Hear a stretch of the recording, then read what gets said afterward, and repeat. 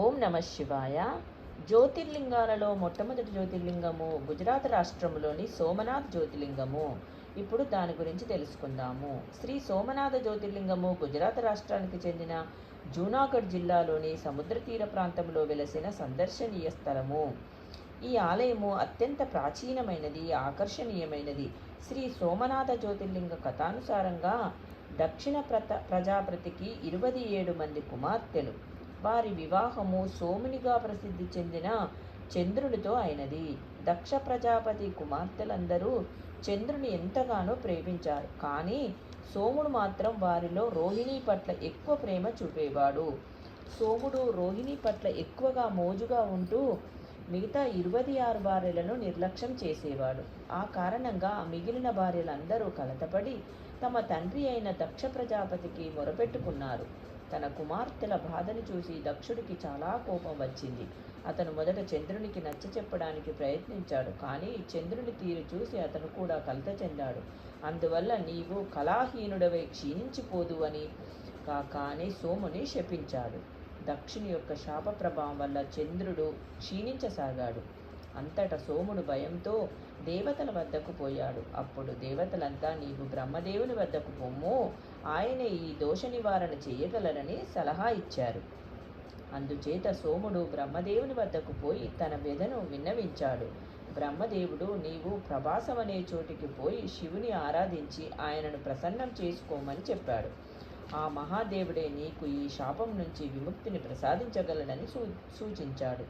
అంతట సోముడు ప్రభాసం అనే చోటికి పోయి 6 నెలల సుమారు 10 కోట్ల మార్లు మహామృత్యుంజయ జపం చేశాడు.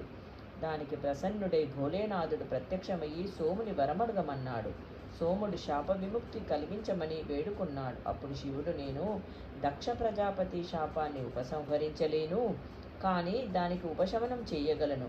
అది ఎలా అంటే నీ కళలు ఒక్కొక్కటిగా కృష్ణపక్షములో దినదినము క్షీణించిపోయి శుక్లపక్షంలో రోజురోజుకు వృద్ధి చెందుతాయి. ఈ విధంగా సోముడి శాప విముక్తి అవడంతో సోముని ఆరాధనతో భోలేనాథుడు సోమేశ్వర జ్యోతిర్లింగ నామధారి ఇక్కడ విలసిల్లాడు. ప్రభాస క్షేత్ర మహిమ దశదిశలా వ్యాపించింది. స్వర్గలోకంలోని దేవతలంతా కూడా సోముని ఆశీర్వదించి ఈ క్షేత్రంలో సోమగుండాన్ని స్థాపించారు. ఈ కుండము బ్రహ్మ మహేశ్వరుల సంస్థానంగా ప్రసిద్ధి చెందినది. శ్రీ సోమేశ్వరాలయము సౌరాష్ట్రలోని జూనాగఢ్ జిల్లాలో ఉంది. ఈ పుణ్యక్షేత్రము అరేబియా సముద్ర తీరాన నెలకొని ఉండటంతో వ్యాపార కేంద్రంగా కూడా అభివృద్ధి చెందినది. దానిని కార్యావాడ్ క్షేత్రంగా కూడా పేర్కొంటారు. ఇది వేరావల్ నుండి 5 కిలోమీటర్ల దూరంలో ఉంది. సోమనాథ్ దేవాలయము పౌరాణిక మహాత్మపరంగా అందరి దృష్టిని ఆకర్షిస్తుంది. ఈ ఆలయ గోపురము, గోడలు, స్తంభాలపైన ప్రాచీన శిల్ప సౌందర్యము ఉట్టిపడుతుంది. సుమారు 2.5 అడుగుల ఎత్తైన ఇక్కడ శివలింగము భక్తుల్ని మనోహితుల్ని చేస్తుంది. సోమనాథ్ దేవాలయానికి తూర్పున హిరణ్య, సరస్వతి, కపిల నదుల సంగమము దర్శనీయమైనది. శ్రీకృష్ణ భగవానుడు ఈ వేరావల నగరిలోనే దేహత్యాగం చేశాడని పురాణాలు చెబుతున్నాయి. శ్రీ సోమనాథ జ్యోతిర్లింగాన్ని దర్శించడానికి లక్షల కొలది భక్తులు ఇక్కడికి విచ్చేస్తారు. ప్రతి సంవత్సరము కార్తీక పౌర్ణమి, శివరాత్రి పర్వదినాలలో పెద్ద ఎత్తున ఇక్కడ ఉత్సవ వేడుకలు జరుగుతాయి. ఈ రోజుల్లో శ్రీ సోమనాథ స్వామిని బాగా అలంకరిస్తారు. భక్తులు ఈ తేజోమయ జ్యోతిర్లింగాన్ని దర్శించి పాప విముక్తులవుతారు. ఇక్కడ శ్రీ సోమనాథ జ్యోతిర్లింగ ఆలయమే కాక ఇంకా చాలా ఆలయాలు ఉన్నాయి. వాటిలో ప్రముఖంగా అహిల్యాబాయి ఆలయము, అగ్నికుండము, మహాకాళి ఆలయము, భద్రకాళి ఆలయము, శ్రీ గణేశుని ఆలయము, విష్ణు ఆలయము, గౌరీకుండము, సరోవరము, ప్రాచీ త్రివేణి, యాదవస్థలి, బాణతీర్థము, చంద్రభాగ తీర్థము, నరసింహస్వామి ఆలయము, శ్రీకృష్ణాలయము, మహాకాళేశ్వరాలయము, త్రివేణి మాత ఆలయము, శ్రీరామాలయము, శ్రీకృష్ణుని ఆలయము పేర్కొనదగినవి.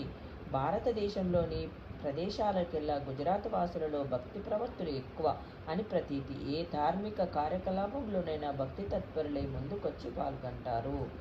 ఓం నమ శివాయ. రేపటి వీడియోలో మరొక జ్యోతిర్లింగం గురించి తెలుసుకుందాము.